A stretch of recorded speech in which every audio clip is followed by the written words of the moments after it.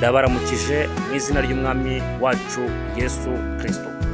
Ku wa mbere itariki 16 z'ukwezi kwa mbere 2025, uyu munsi ni ubuhanuzi bumanutse ku bwawe.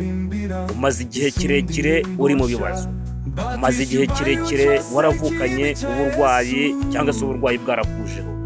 Abantu ku ruhande basigaye bavuga ngo ibi ni ibyaha by'iwabo, abandi bati ni ibyaha wakoze. Ndavugana nawe uyu munsi ngo ntago ari ibyaha by'iwanyu, nta nubwo ari ibyaha byawe bwite. Ndashaka kugira ngo wumve iri jambo riri muri Yohana.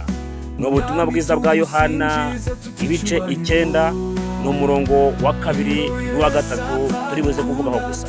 Abigishwa baramubaza bati, mwigisha, ninde wakoze icyaha, ni uyu cyangwa ni ababyeyi be, ko yavutse ari muto?